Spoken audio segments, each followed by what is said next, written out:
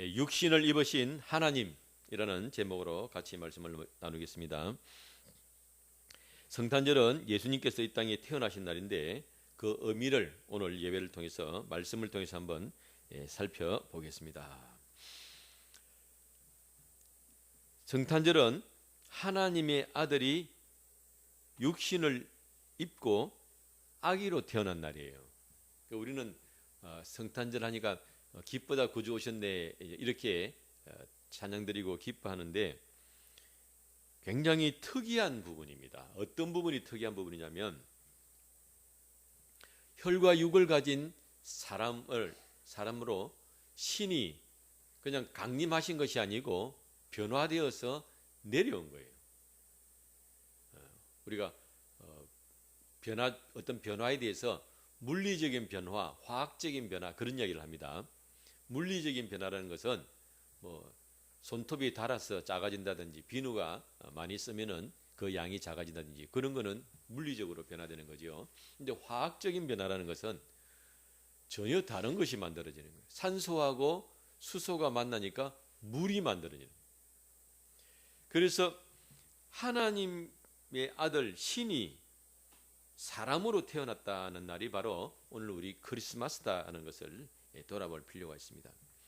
또 하나 우리가 성탄절 날 관심 있게 봐야 될 부분은 예수님이 여인의 몸을 빌려서 태어났다는 거예요. 여인의 몸을 빌려서 옆구리로 태어나신 것이 아니고 산도를 통과해서 오셨다는 거예요. 이것이 또 왜 중요하냐면 구약에서는 하나님의 백성들이 정결한 삶을 살든지 거룩한 삶을 살든지 그렇게 자신을 정결을 유지를 해야 되는데 그 가운데는 내가 어떤 죄를 지어서 부정해지는 경우도 있지만 죄는 아닌데 부정해지는 경우가 있어요. 그러니까 내가 죄를 지은 건 아니야. 그런데 하나님 앞에는 예배드리러 못 가는 거예요. 그 중에 하나가 뭐냐면 여인들이 달거리라 그러죠. 그리고 피가 나오는 거니까 불결한 거예요. 그리고 아기를 출산을 할 때는 피도 나오고 물도 나오고 하니까 그것도 불결해요. 죄를 지은 건 아니지만 하나님 앞에 나가서 예배드릴 수 없어서 기한을 채우고 다시 속죄를 하고 이래 된단 말이에요. 그런데 예수님께서 이 땅에 태어나실 때 그 과정을 거쳐서 태어나셨다는 굉장히 우리가 충격적으로 생각해 볼 필요가 있는 내용입니다. 또 하나는 예수님의 탄생, 아기 탄생에 대한 예언은 구약 성경 구석구석에 나타납니다. 아까 우리가 교동문에서도 읽었지만 이사야 선지자가 하나님께 예언을 받고 한 내용 중에 전에 고통받던 자들에게 흑암이 없으리로다. 옛적에는 여호와께서 스불론 땅과 납달리 땅이 멸시를 당하게 하였더니 후에는 해변길과 요단 저쪽 이방의 갈릴리를 영원하게 하셨느니라. 이 스불론 땅과 납달리는 갈릴리 지역은 거의 이스라엘 사람들한테 이방 땅이라 그래가지고 아주 무시당하는 땅이었어요. 그런데 그것이 영원하게 된다. 왜? 이는 한 아기가 우리에게 낳고 그 아들을 우리에게 주셨는데 그 어깨는 정사를 메었고 그랬어요. 그래서 메시아가 태어나서 그 땅에 계심으로 영화롭게 된다 하고 이사야가 예언을 했어요. 근데 이사야도 아마 그거는 몰랐을 거예요. 뭘 몰랐냐면 그 아기가 그냥 이사야가 예언을 받기로는 그냥 하나님이 사람의 아들을 태어나게 하시는데 그 사람의 아들이 메시아가 되나 보다 이 정도만 생각했지 그 사람의 아들이 바로 누구예요? 하나님의 아들일 줄은 꿈에도 모르는 거예요. 어마어마한 사건이라는 것을 우리가 알 수 있습니다. 구약 성경에 천사가 나타납니다. 또는 하나님도 나타나시죠. 그런데 가끔 가다 보면 천사는 분명히 아니야. 그런데 또 하나님도 아닌 분이 나타나세요. 여호와의 사자라 그래가지고 구약 성경에 보면은 나타나서 말씀하시는 경우가 있습니다. 아마 구약에 계신 예수님, 하나님의 아들이시지 않겠는가 우리가 추측해 볼 수 있습니다. 그분을 뵈면, 그분을 만나면 사람들이 다 그 두려움이 떠는 그 크고 영화로운 분이 바로 그분이십니다. 근데 그분이 그 모든 것을 다 내려놓고 연약한 아기로 이 땅에 태어나셨다는 것은 얼마나 엄청나고 대단한 일인가를 우리가 돌아볼 수 있다는 것입니다. 그러면 예수님은 왜 그렇게 하셨는가? 왜 이 땅에 아기로 태어나셨는가? 히브리서 2장 14절에 보면 자녀들은 혈과 육에 속하였음에, 이때 자녀들은 우리를 이야기하는 거예요. 우리가 혈과 육에 속하였음에 그도 또한, 이때 그는 예수님을 말하는 겁니다. 그도 또한 같은 모양으로 혈과 육을 함께 지니심은 죽음을 통하여 죽음의 세력을 잡은 자 곧 마귀를 멸하시며, 이렇게 됐습니다. 우리를 구원하러 오시는데 하늘에서 동아줄을 내려가지고 얘들아 너가 이거 잡고 올라와라 하고 구원을 그렇게 시키시는 것이 아니고 내려와서 우리를 붙들고 올라가시는 거예요. 그래서 우리에게 오시는데 우리가 혈과 육에 속하여 있으니까 예수님도 혈과 육으로 있고 우리에게 오셨다. 비유가 딱 마땅한 비유는 없는데 이렇게 생각할 수 있어요. 그 영화 중에 매트리스라는 영화가 있었어요. 매트리스. 그 특징이 뭐가 있냐면 어떤 사람들이 내가 그냥 내 삶을 산다고 살았는데 나중에 보니까 그것은 전부 뇌끼리 생각끼리 연결되어 있는 그 안에서 내가 살고 있는 거고 실제 내 몸은 따로 있는 거예요. 그래서 내가 그 가상의 세계 속에 들어가려면 뭘 전기를 연결을 해야 되는 거죠. 그러니까 하나님이 계시는 곳 그리고 우리 사람이 살고 있는 곳 이 사이에는 뭐 장벽이 하나 있습니다.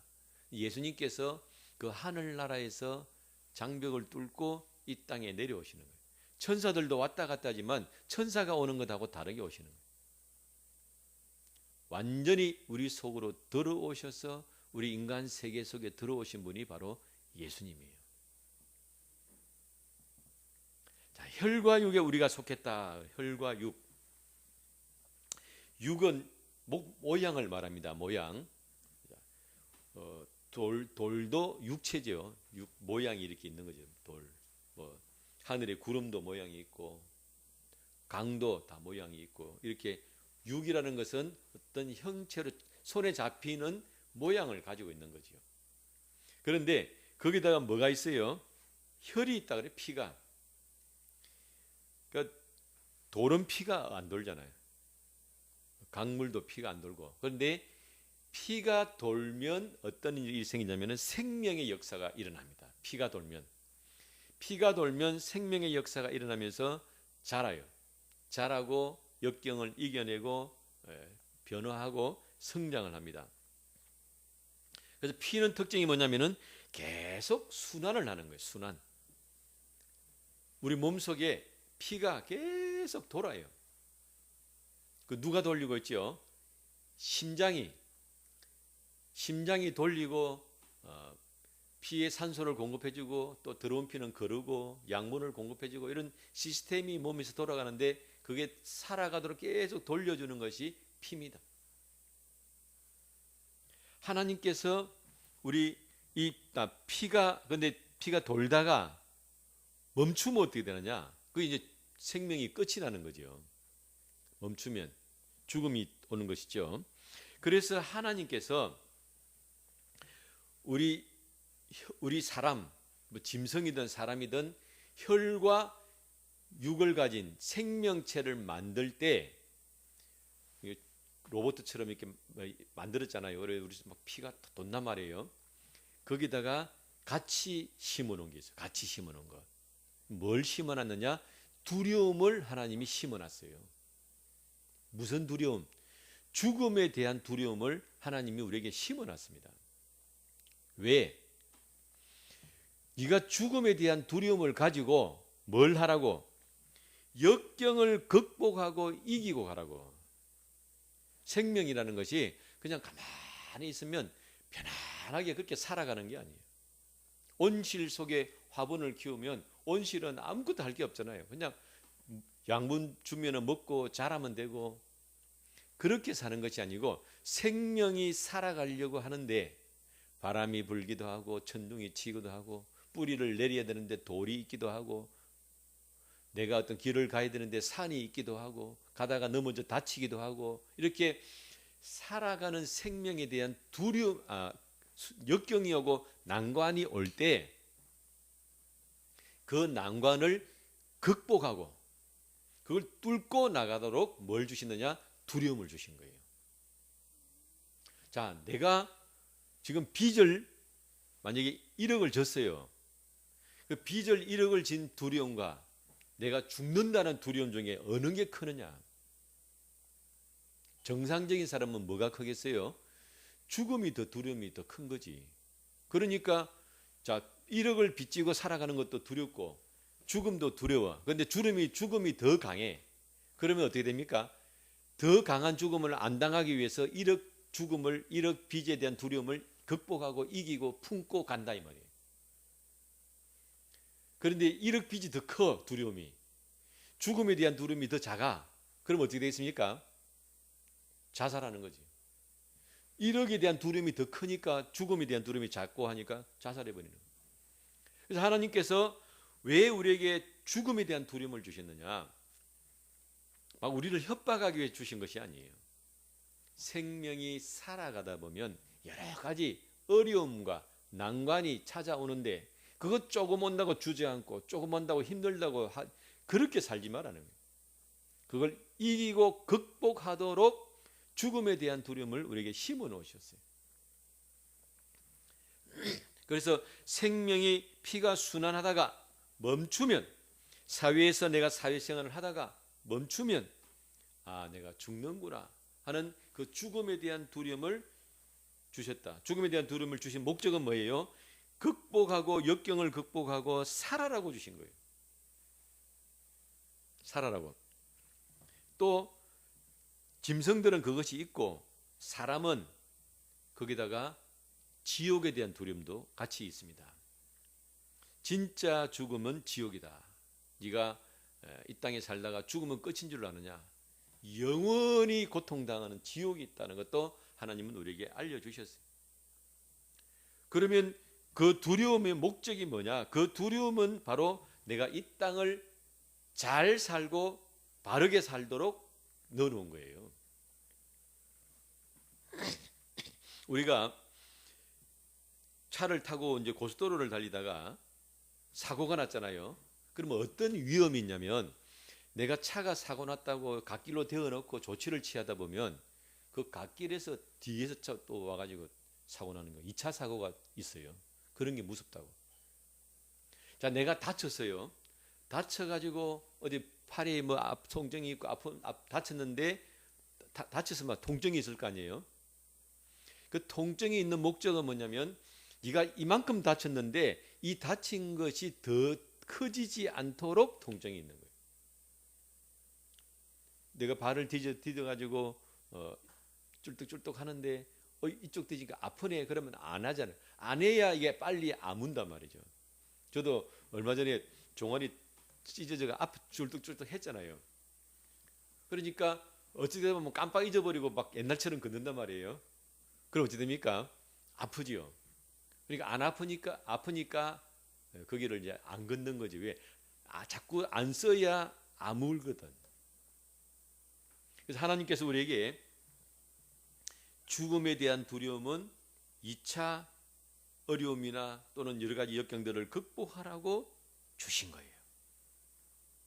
선한 목적이다 이 말이죠. 그런데 보니까 죽음의 세력을 누가 가지고 있어요? 마귀가 잡았다는 거예요. 죽음의 세력을 마귀가 잡아서 그걸 어떻게 하느냐? 마귀가 악용을 한다. 악용. 하나님은 우리가 극복하라고 준 죽음에 대한 두려움을 마귀는 그걸 가지고 악용을 해가지고 어떻게 하냐? 감정만 사랑해. 사람의 감정, 사람의 감정만 건드려 가지고 거꾸로 이 세상에 더 집착하게 만들고 돈에 더 집착하게 만들고 먹고 사는 문제에 다 집착하게 만드는 게 이게 마귀 역사인 거예요. 우리가 다 왜 그래 되느냐? 아담이 하나님께서 너가 먹으면 정령 죽으리라 한 그 나무 열매를 먹는 그 순간에 죽음에 대한 권세가 누구에게 뺏겼어요? 마귀에게로 넘어갔어요. 우리가 꼼짝 못하고 지금 잡혀 있단 말이에요. 유괴범한테 잡혀 있듯이 잡혀 있어요. 그러면 자, 유괴범 손에 아들이 잡혀 있는데 밖에서 말을 하는 거예요. 말을 해가지고 유괴범을 설득을 해. 근데 이 유괴범이 설득당할 마음이 1도 없어. 그럼 방법은 뭐밖에 없지요? 그 가서 유괴범을 결박하고 뺏어와야지. 그래서 예수님이 육신을 입고 이 땅에 오신 거예요. 마귀가 죽음에 대한 권세를 잡고 사람들을 협박을 하는데 마귀의 협박을 받은 사람들은 어떤 결과가 나오느냐? 하나님이 주신 죽음에 대한 두려움을 가진 사람은 세상을 바르게 살고 건강하게 살고 똑바르게 산다 그랬잖아요. 근데 마귀가 주는 죽음에 대한 두려움을 가진 사람은 종이 됩니다. 종.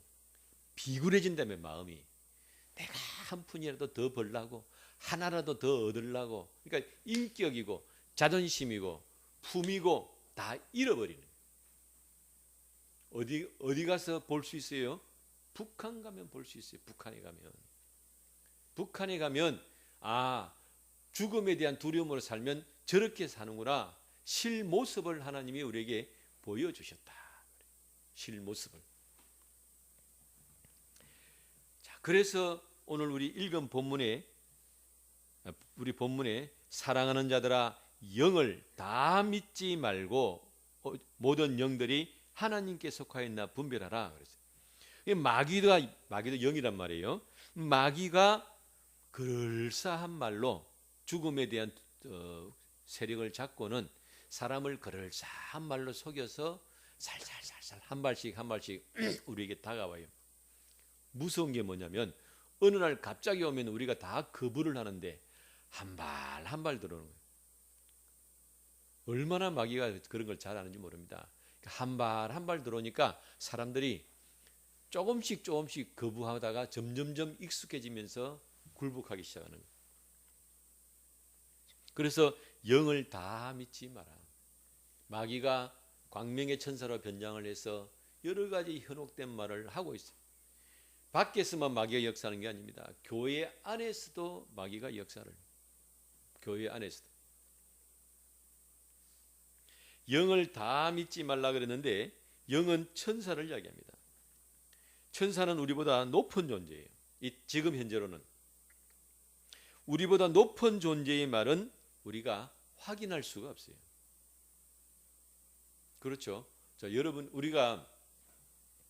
내가 미국을 한 번도 갔다 본 적이 없어. 근데 어떤 사람이 미국을 갔다 왔어 실제로.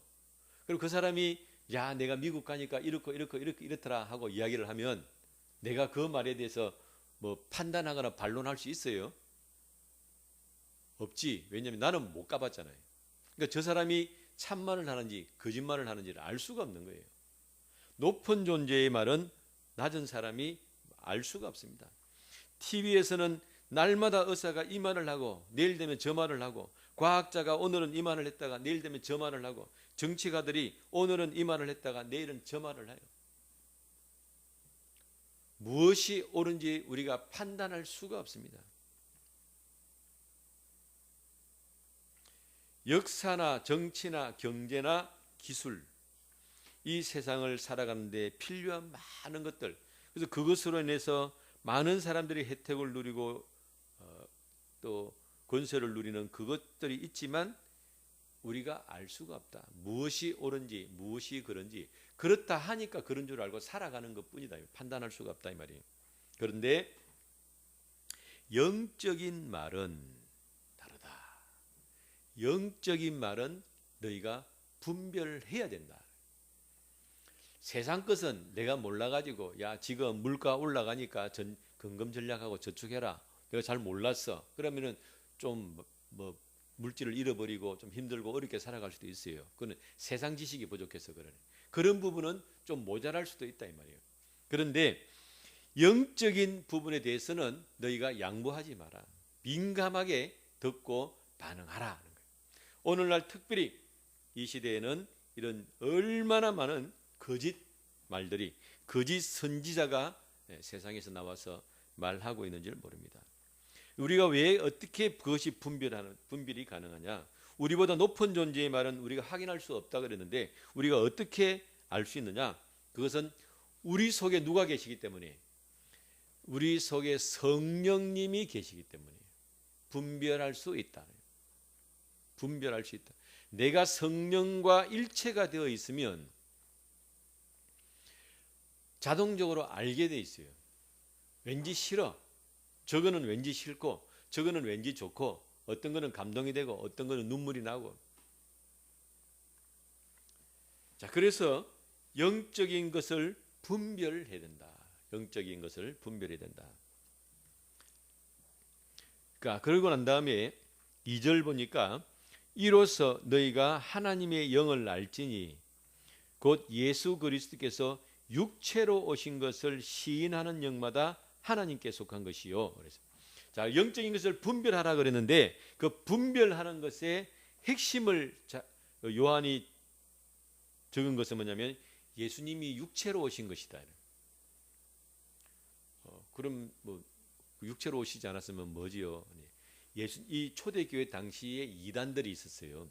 많은 이단들이 있었는데 그 중에 예수님은 실제 하나님이 어떻게 사람이 되냐? 신은 신이고 그냥 이 땅에 예수님은 인간인데 그 접신하듯이 신이 그냥 우리 속에 성령이 임하듯이 따로 이렇게 하나님 아들하고 인간 예수하고 같이 있다가 그냥 십자가에 돌아가실 때 돌아가시고 인간 예수는 죽었다. 이런 식으로 설명을 하는 거예요. 그럴싸하게 보이죠. 왜? 어떻게 거룩하신 하나님이 더러운 인간 속에 들어오게, 아까 제가 처음에 말씀드린 건 뭡니까? 예수님이 여인의 산도를 통해서 피를 흘리면서 태어나셨다 그랬잖아요. 어떻게 구약의 거룩한 하나님이 오실 수 있냐 이 말이에요. 그래서 그런 식으로 논리를 펴면서 초대교회 때 많은 이단들이 나왔어요.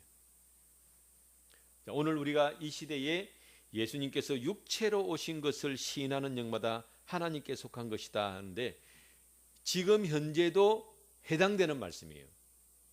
지금 이단들 중에 예수님이 영이고 인간이 아니었다 이렇게 말하는 이단은 제가 알기로는 잘 없는, 아예 없지는 않아도 없는 것처럼 보이는데 그렇지만 지금도 굉장히 중요한 말씀입니다. 예수님이 뭐로 오셨다고요? 인간으로 오셨다.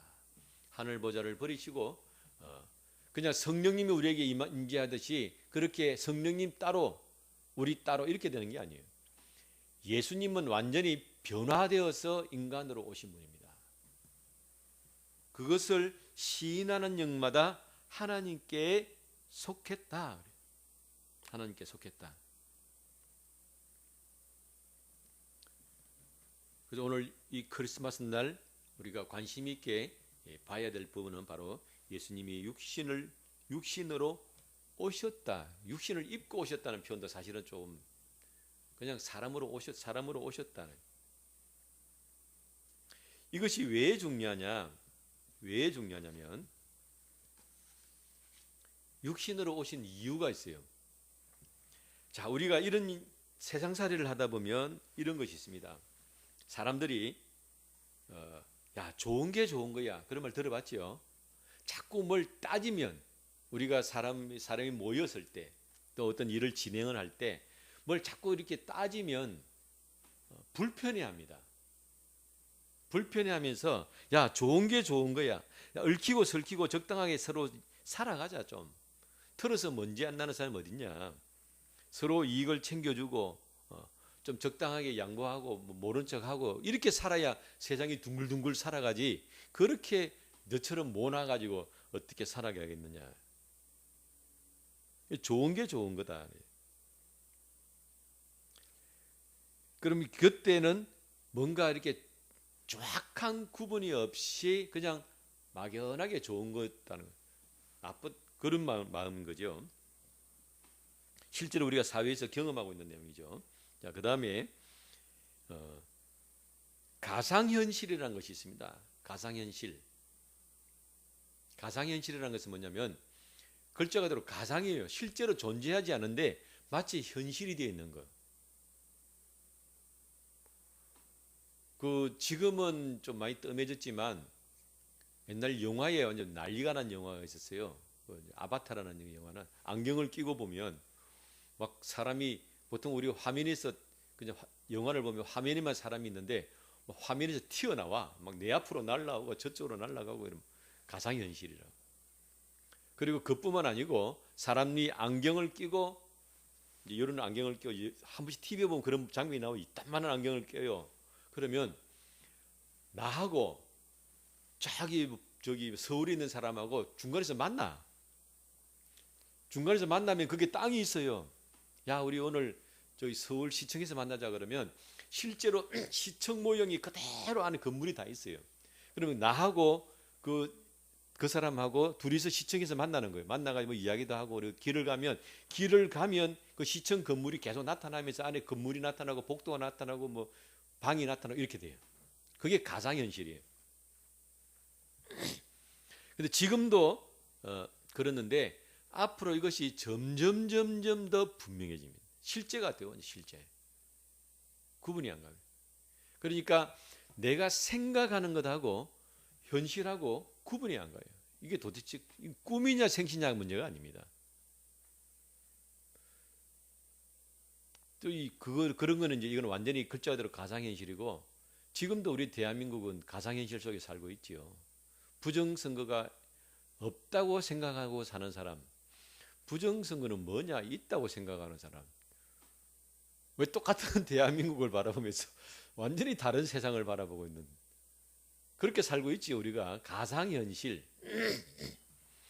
그러면 분명히 서로 양립할 수 없는 것이 지금 양립하고 있는 거예요. 그게 가상현실이다 이 말이에요.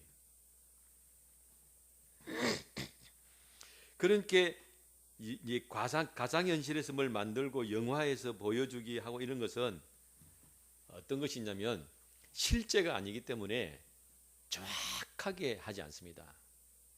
그래서 어떤 영화를 보면 우리가 건물이 무너지면 영화 속에서는 와이고야 건물이 무너진다는데 영화 찍는 거 보면 한 요만한 건 만들어 놓고는 미니어처라 그래요. 요만한 건 만들어 놓고 가까이서 찍으면 우리는 영화 보면서 큰 줄 아는 거예요.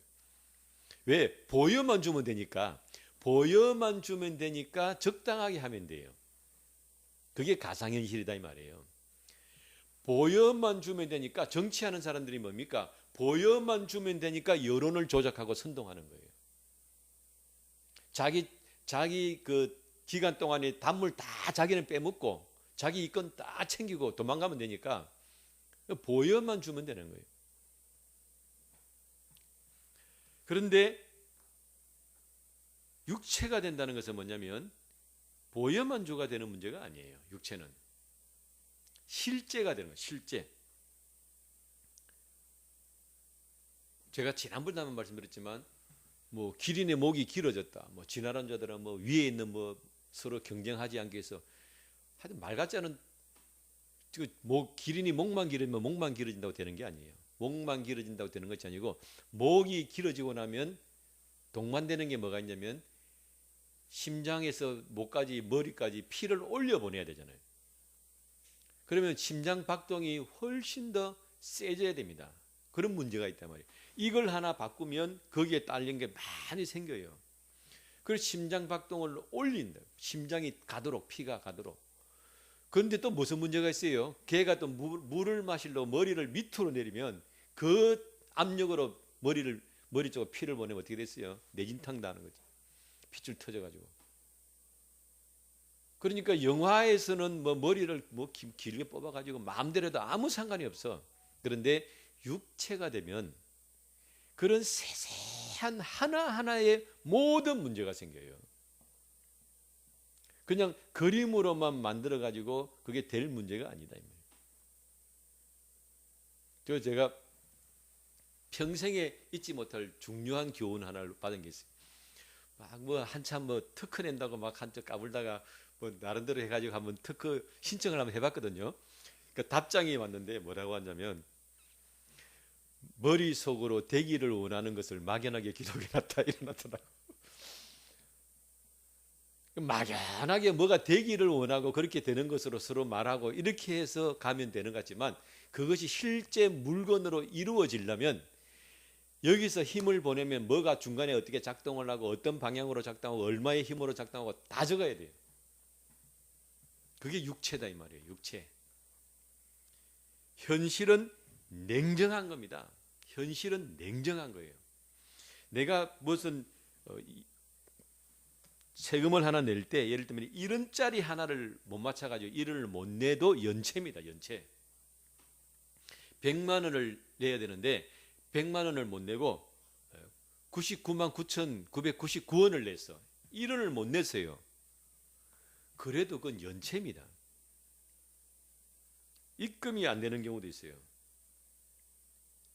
내가 사람을 사랑하고 이해하고 받아주고 용납하고 적당하게 우리가 품고 이해하는 것 그런 부분도 필요하지만 약속을 지키고 책임을 지는 것은 별개의 문제입니다. 이걸 서로 짬뽕을 자꾸 시키려고 그래요. 서로 약속을 지키고 책임을 지키고 1원짜리 하나도 정확하게 하는 그런 부분들이 필요한 것이 육체의 일이다 이 말이에요. 왜 예수님이 육체를 입고 오셨느냐? 그것은 우리가 사는 이 현실, 이 삶이 냉정하기 때문에 그래요. 그냥 좋은 게 좋은 식으로 하나님께서 넓고 넓은 마음으로 야, 니 그 1원짜리 하나 지금 죄 짓는데 내 그거 막 눈 감아줄게. 그렇게 아니다 이 말이에요. 하나님께서는. 우리를 사랑하시는 것은 사랑하시는 것이고 정확하게 계산하는 것은 정확하게 계산하시는 거예요. 성경에 그런 구절이 많습니다. 예수님께서 말씀하셨어요. 네가 어떤 사람하고 지금 재판 받으러 가면 네 재판 받기 전에 빨리 그 친구하고 서로 화해해라. 여기서 서로 화해하면은 그냥 100만 원만 주면 끝이 날 문제인데 네가 감옥에 들어가면 1원짜리 하나도 다 갖고 나와야 된다. 홀이라도 1원짜리 하나라도 다 갚아야 된다는 말씀. 정확하고 냉정한 것을 말씀하고 계십니다. 하늘나라에서 그냥 하나님께서 우리가 이 땅에 살아가는 현실에 대해서 그냥 좋은 게 좋은 식으로 되는 부분이 아니다 이 말이에요. 주님께서 이 땅을 창조하실 때 얼마나 정밀하게 만드시는 사람이 사는 것뿐만 아니고 이 세상을 얼마나 초정밀로 만드셨기 때문에 우리가 살아가면서 그 위에서 여러 가지 하는 것에 대해서 그냥 얼렁뚱땅 넘어갈 수 있는 문제가 아니다 하는 거예요. 그래서 예수님이 오신 거예요. 그 냉정한 현실에서 그 문제를 풀 수 있는 것은 말로 되는 것이 아니에요. 보여주기식. 그냥 좋은 게 좋은 거야. 그러니까 우리가 하는 건 이렇게 보여주기식으로 풀어지는 문제가 아니고 오셔서 냉정하게 피를 흘리고 채찍을 맞고 우리 죄를 다 담당을 하셔야 되는 그 냉혹한 현실 속으로 들어오신 것이 바로 성육신이다 하는 것을 돌아볼 수 있습니다. 구약은 예수님께서 말씀하셨지요. 내가 율법을 폐하러 온 줄 아느냐. 율법의 1.1획도 떨어지지 않는다 그랬어요. 그게 뭘 말씀하시는 거예요? 냉정한 현실을 주님이 말씀하고 계신다 이 말이에요. 자, 구약은 하나님께서 우리에게 먼저 율법을 주셨어요. 구약은 그래서 율법을 네가 온전하게 지키면 그 율법을 지키는 훈련이 되면 네가 사랑으로 나가게 돼 있다. 이게 율법을 주신 목적이에요. 예수님께서 말씀하셨지요. 하나님을 사랑하고 이웃을 사랑하라. 그 말씀은 예수님이 하신 말씀이 아닙니다. 구약 율법에 들어있는 말씀이에요. 율법 속에 들어있는 말씀이라고. 그래서 율법을 온전히 지키면 사랑으로 나아가게 돼 있어요. 그런데 율법을 지킬 힘이 없어 이스라엘 백성들이. 왜? 아직 죄 문제를 못 이겨냈으니까. 그러니까 율법을 지킬 힘이 없으니까 사랑으로도 못 나간다 이 말이에요. 사랑으로도. 그래서 예수님 오셨을 때는 이 이스라엘 백성들이 완전히 인조인간이 되어가지고 사랑은 다 없어버리고 율법만 가지고 사람을 그냥 얽어매려고 하는 사람들로 다 변질되어 있는 거죠. 신약은 어떻게 되냐면 신약은 사랑으로 출발을 해가지고요 율법으로 나가야 돼요.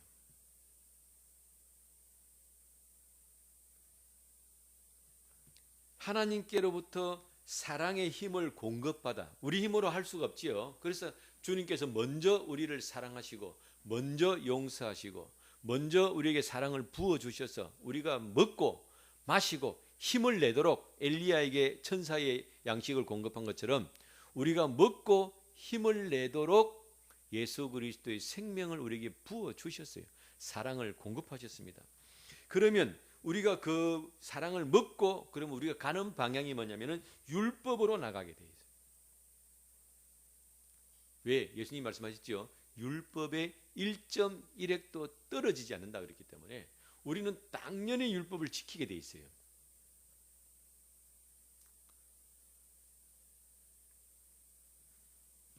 그런데 그 율법의 핵심이 뭐라 그랬습니까? 뭐 율법이 안식일 지키고 뭐 11조 하고 제사 드리고 그런 게 율법이 아니다 그랬어요.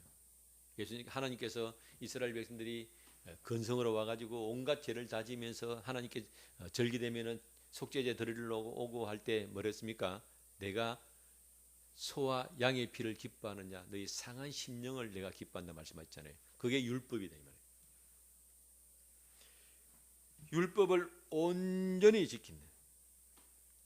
온전히 지킨다는 것은 모든 것을 사랑으로 감당한다. 모든 것을 다 사랑으로 감당해요. 그래서 구약 성경에 기록되어 있는 하나님이 우리에게 하라 하지 마라 하는 그런 모든 말씀 이면에 있는 그 하나님의 본 뜻을 찾아서 그것을 내가 이루고 지키려고 나가는 방향으로 가게 돼 있는 거예요. 그런데 오늘 우리가 기독교회가 그냥 사랑으로만 받아가지고 그냥 사랑받는 것으로만 당신은 사랑받기 위해 태어난 사람 해가지고 사랑받는 것으로만 해가지고 끝나면 안 됩니다.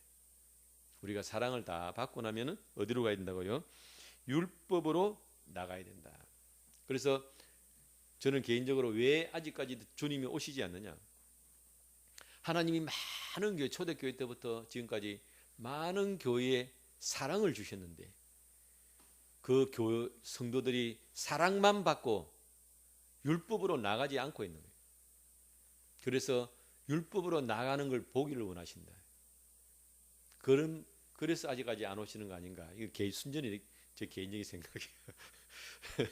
개인적인 생각인데 왜냐하면 주님이 이루어놓으신 것이 이루어지기를 원하시는 거예요. 완성되기를 원하실 때 우리가 그렇게 가야 된다. 그러면 그때 율법을 이룬다 할 때는 우리가 안식일을 지키고 월삭이 구약에 있어요. 속죄제가 있고 속건제가 있고 감사제가 있고 여러 가지 법들이 먹을 것이 있고 먹지 말을 것이 있고 입을 것이 있고 입지 말아야 될 것이 있고 그런 모든 것들을 우리가 형식적으로 버리는 것이 아니고 그 형식도 취하면서 그 정신도 받으면서 가야 된다는 것을 돌아볼 수 있습니다. 그래서 예수 믿는 것을 너무 좋은 게 좋은 식으로 그냥 내 조금 감정 건드리면 막 싫어하고 버르르 떨고 막 자기 중심적으로 그렇게만 믿어서는 안 된다. 주님의 사랑을 받고 나서 우리가 이 냉정한 현실 속에서 서로 부딪히면서 1.1약이라도 내가 실수하지 않고 실패하지 않도록 애를 쓰고 노력하면서 예수를 믿고 가야 된다. 이것을 이루기 위해서 예수님이 오신 것은 얼마나 엄청난 일인가를 오늘 한번 다시 돌아보고 이 엄청난 일을 예수님이 이루셔서 우리에게 귀한 생명의 양식을 주셨으니 우리가 그것을 잘 먹고 남은 생애 동안 주님의 사랑으로 율법을 이기며 승리하는 실천하며 승리하는 귀한 성도가 되시기를 주님의 이름으로 축원합니다. 기도하겠습니다. 거룩하신 아버지 하나님 귀한 은혜에 감사합니다. 예수님께서 이 땅에 오신 것이 얼마나 충격적이고 놀라운 일인지, 하나님께서 예수님을 보내실 때에 어떠한 마음으로 보내셨는지 오늘 돌아보게 하시니 감사합니다. 우리가 이 귀한 은혜를 거저 받았으며 거저 누렸어. 이제 우리가 나아갈 길을 돌아보았사오니 주님의 말씀을 붙들고 남은 생애 동안 사랑으로 감사함으로 나아가서 역경을 이기고 승리하는 귀한 삶을 살기를 기도합니다. 우리의 믿음 가운데 역사여 주옵소서. 예수님의 이름으로 기도드리옵나이다. 아멘.